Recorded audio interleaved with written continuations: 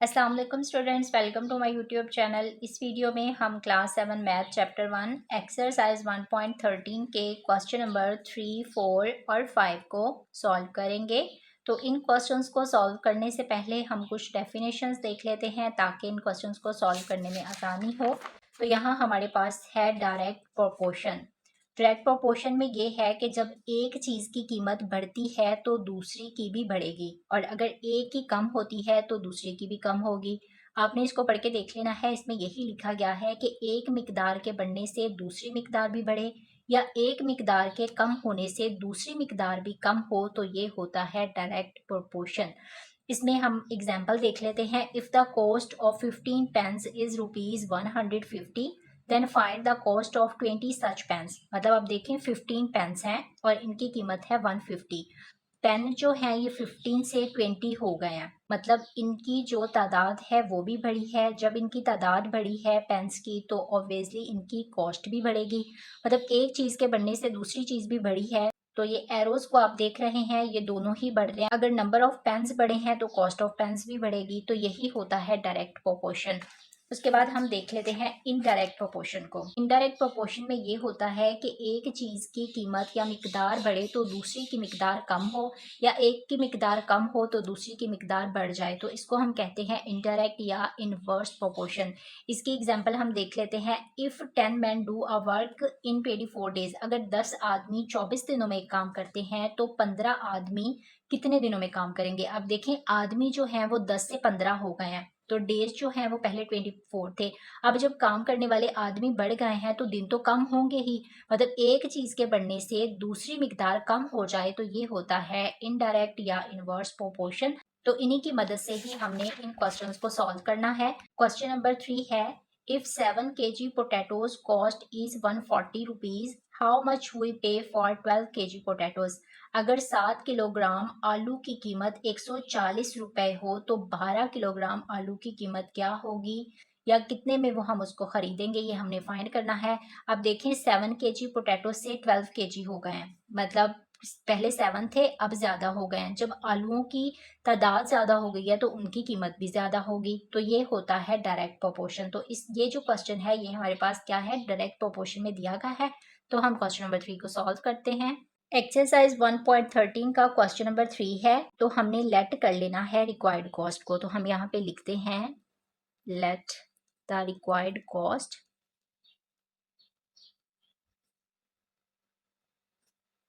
X. अब हमने potatoes लिखने हैं एक साइड पे और दूसरी साइड पे लिखनी है कॉस्ट। तो यहाँ हम लिखते हैं पोटैटोज, ये केजी में है ना तो केजी साथ लगा देते हैं, और इस वाली साइड पे हमने कॉस्ट लिखनी है जो कि है रुपीज में। अब देखें पोटैटोज कितने हैं, 7 kg पोटैटोज की कॉस्ट कितनी है 140, यही हमें बुक में बताया गया है ना। तो अब उन्होंने कहा है कि 12 kg पोटैटोज की कीमत क्या होगी। 12 kg पोटैटोज हैं तो ये जो इसकी कॉस्ट है वो जो हमने लेट की है एक्स, उसको हम यहाँ पे लिख देंगे। अब देखें यहाँ पे साइन पोटैटोज जो हैं वो 7 से 12 हुए हैं तो ये क्या हो रहे हैं इंक्रीज, तो यहाँ पे इंक्रीज का साइन आएगा। और इस वाली साइड पे जब पोटैटोज ज्यादा हुए हैं तो उनकी कॉस्ट भी ज्यादा ही होगी। अब पहले 7 kg थे अब 12 kg है तो उस हिसाब से कॉस्ट भी ज्यादा, तो ये दोनों एरोज ऊपर की तरफ जाएंगे। तो यहाँ पे हम लिख देते हैं as mass of potatoes increased। जैसा कि पोटैटोज का मैस इंक्रीज हुआ है तो the price will also be increased.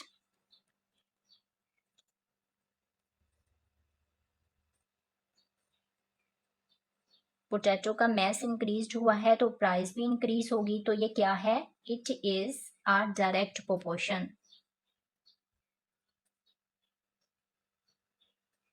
ये डायरेक्ट प्रोपोर्शन है। तो अब हम इसको सॉल्व किस तरह से करेंगे। अब देखें यहाँ पे ये एरो ऊपर को जा रहा है ना, तो जो 12 है ये ऊपर आएगा और 7 जो है ये नीचे आएगा। तो ये आएगा 12/7 इक्वल। अब यहाँ पे ये भी एरो ऊपर जा रहा है, जिस तरह हमने 12 को ऊपर लिखा है इसी तरह x जो है ये भी ऊपर आएगा और 140 जो है ये नीचे आएगा। तो अब हम इसको क्या करेंगे कि ये 140 यहाँ पे डिवाइड हो रहा है ना, तो इस वाली साइड पे आएगा तो मल्टीप्लाई हो जाएगा।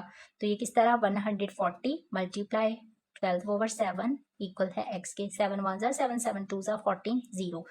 अब हमने 20 को मल्टीप्लाई कर देना है 12 के साथ, तो ये हमारे पास आता है 240। तो ये आया है ₹240, ये हमारे पास आ गया है x।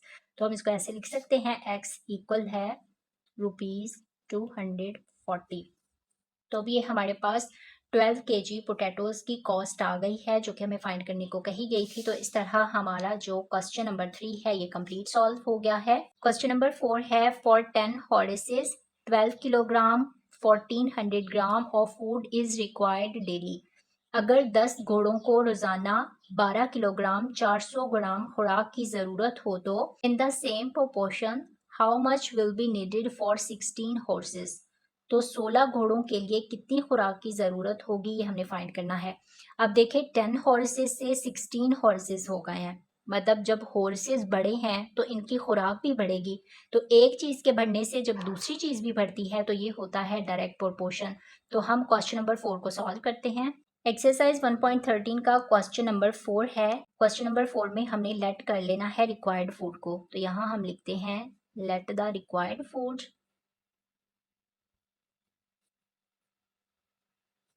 वो हम लेट कर लेते हैं कि x है।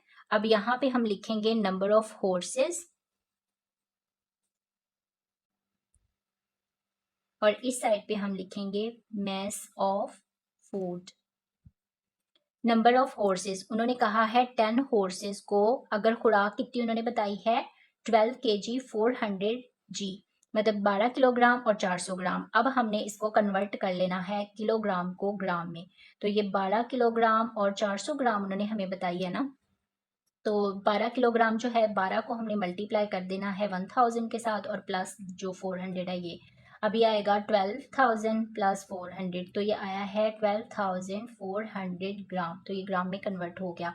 तो अब यहाँ पे फूड कितनी आएगी, मैस ऑफ फूड आएगा 12,400। अब हमने इसको ग्राम में कन्वर्ट कर लिया है।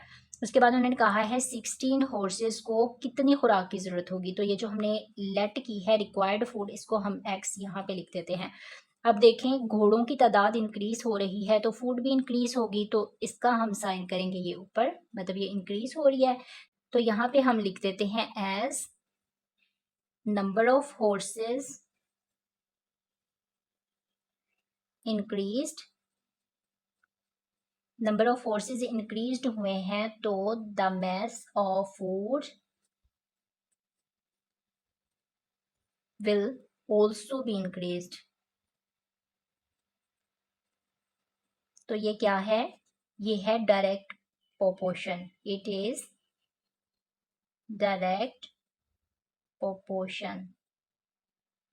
तो अब यहाँ पे देखें ये इंक्रीज हो रही है ना, तो जो 16 है ये ऊपर आएगा और 10 जो है वो नीचे आएगा। यहाँ भी x जो है वो ऊपर आएगा और 12,400 जो है ये नीचे आएगा। अब देखें 12,400 यहाँ पे डिवाइड हो रहा है ना, तो इस वाली साइड पे आके ये मल्टीप्लाई हो जाएगा। 12,400 मल्टीप्लाई 16/10 और ये है x। अब हमने 12,400 को मल्टीप्लाई करना है 16 के साथ, जो आंसर आएगा उसको हमने डिवाइड कर देना है 10 पे। तो ये हमारे पास आता है 19,840। तो ये है x। अगर हम इसको लिखते हैं ग्राम में या किलोग्राम में, तो ये 19,000 है ना, तो 19 जो है ये किलोग्राम आ जाएगा और 840 जो है ये ग्राम आ जाएगा। तो इस तरह हमारा जो क्वेश्चन नंबर 4 है ये कंप्लीट सॉल्व हो गया है। क्वेश्चन नंबर 5 है, the cost of 16 quintals of bean is 40,400 rupees.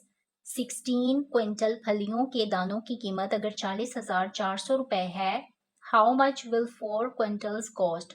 तो 4 क्विंटल्स फलियों के दानों की कीमत क्या होगी, ये हमने फाइंड करनी है। 16 क्विंटल से 4 क्विंटल्स है, मतलब डिक्रीज हो रहा है। अगर ये डिक्रीज हो रहा है तो इनके जो रुपीस हैं वो भी डिक्रीज होंगे। एक मिकदार के डिक्रीज होने से दूसरी मिकदार भी डिक्रीज हो तो ये होता है डायरेक्ट प्रोपोर्शन। तो हम क्वेश्चन नंबर 5 को सॉल्व करते हैं।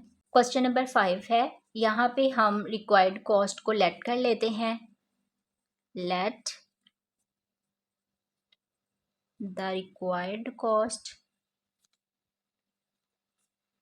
x। अब यहाँ पे हम क्वांटिटी ऑफ बीन्स लिख लेंगे और इस साइड पे हम कॉस्ट लिख लेंगे।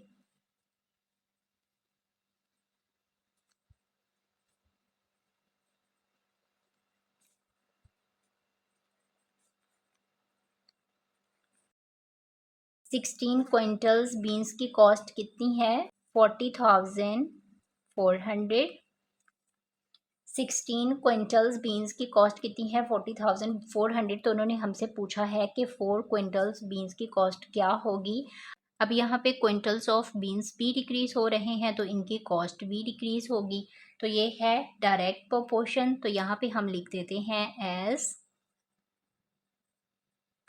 Quantity of beans decreased the cost will also be decreased।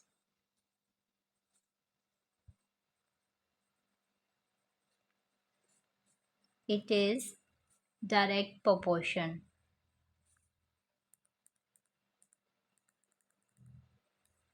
तो अब यहाँ पे देखें ये डिक्रीज हो रहे हैं ना दोनों, तो ये नीचे की तरफ है तो 16 जो है ये ऊपर आएगा और 4 नीचे आएगा। यहाँ भी 40,400 ऊपर आएगा और x नीचे आएगा। अब हम 16 को मल्टीप्लाई कर देंगे x के साथ और 40,400 को मल्टीप्लाई कर देंगे 4 के साथ। 40,400 मल्टीप्लाई 4 ओवर 16। तो अब हम इसको कैंसिल कर देते हैं। 4 1 ज़ा 4, 4 4 ज़ा 16। तो यहाँ पे 4 1 ज़ा 4 0, 4 1 ज़ा 4 0 0। तो ये x किसके इक्वल आया है ₹10,100।